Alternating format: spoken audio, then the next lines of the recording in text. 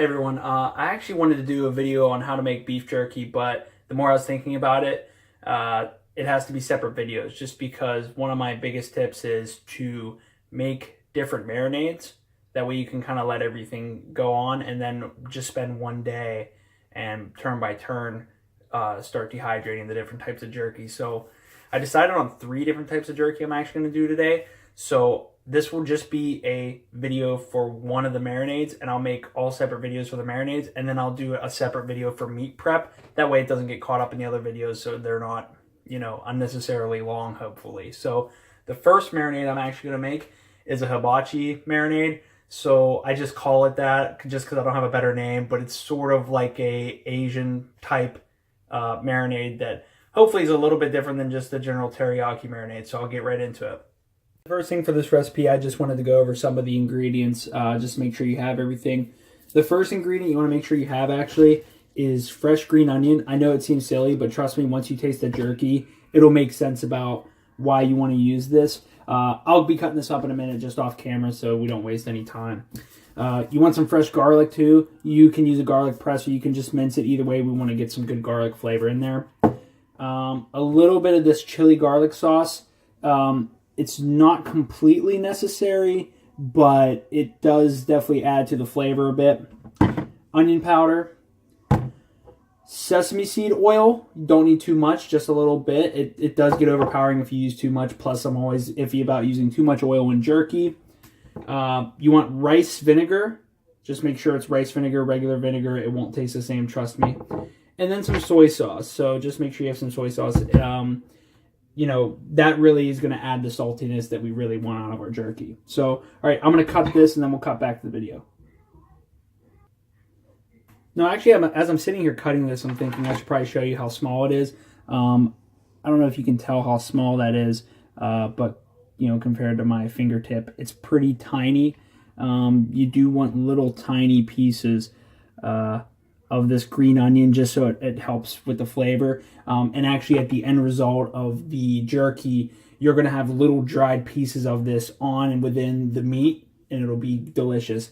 I will talk about meat prep in my other video, but again, I wanted to mention with this recipe works great for beef or chicken. I know a lot of people have hesitation about chicken jerky. I'm going to make a whole video about it, but I eat it all the time. So I'll finish cutting this and then we'll cut back. All right, so I got the green onion cut. I'm probably not going to use all this. I don't know if you can see, but it is quite a large amount.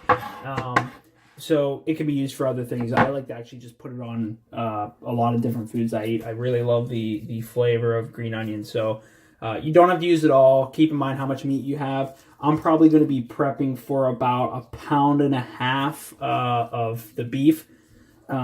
So that I'll use maybe half of this amount.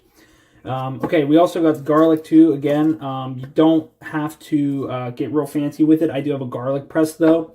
The garlic press just makes your life easier if you eat a lot of garlic. If you're a garlic lover, I highly recommend getting a garlic press. It does make things a lot easier. And to prepare it, all you got to do is kind of give it a little smash. You can pop the shell right off. And then what we're going to do is we're going to just shove this in the garlic press and get it in the bowl. So give me just a second, I'll get that done.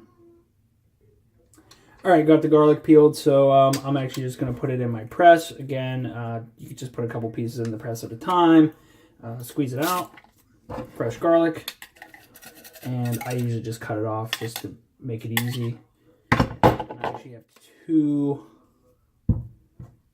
large cloves here, so it should be good. I have about 3 total cloves, but because of the large size of them, I would say I would have used 4 if they weren't so big. To my opinion, you can never have too much garlic, so I wouldn't worry too much about that. So, like I said, about 4 cloves of garlic in there, and I'll put all the amounts in the video description as well. So I got the garlic ready. Fresh garlic, quite pungent, delicious. I'm going to go ahead and put in the green onion. Again, I'm going to use about half of my green onion. Maybe a little extra. So you can see there. All right, now I want to go ahead and start adding the liquid ingredients. So I'm going to use about 1/2 cup of soy sauce. I always use the same brand of soy sauce. I get like the big jug just because I use lots of it. If you're a member of Costco or Sam's Club, you should be able to get that. So again, half a cup. And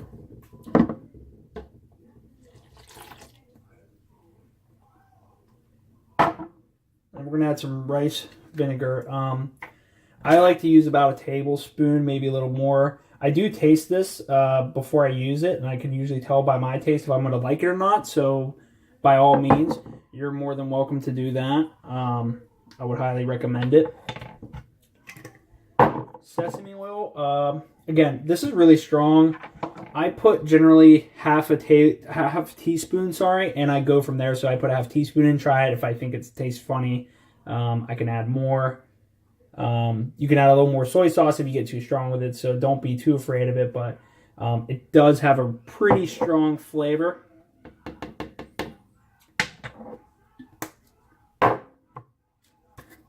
Now, the chili garlic sauce, I just take a fork and I just get a little bit on there. It probably comes out to be about a teaspoon. So put that in. And onion powder, you want to get about 1 teaspoon of this in there. So again, try to figure it out by taste. We don't need a lot, like I said, maybe a teaspoon, half a teaspoon. So I'm just going to give it a couple shakes here, like so. Some people like to add a little bit of liquid smoke. I normally do in most of my recipes, but this is one that I don't. You can, but I'll tell you just because I think it's the sesame oil, but you can't really taste it. So we're just going to give this a good mix. And again, if it's too thick, you put in too much of the green onion or you put in too much garlic, that's fine. Just add more soy sauce. It's not a big deal, but just make sure to give it a taste. If it tastes good to you now, again, there's nothing in here you can't eat raw, so before we put it on our meat is the time to taste it, obviously. But once you give it a good mix, it just comes in like that. Again, I'll do my meat prep video separately, but what we would do is we would just put this in the bag with the meat, make sure we massage it in the meat really good, and then we let it marinate. I usually like to let mine go at least 24 hours at a minimum. If I can get like 30, 35 hours on it, I notice it does bring out that green onion and garlic flavor pretty well. So, all right, if you have any questions, just leave them in the comment. Thanks for watching, and stay tuned for my other videos.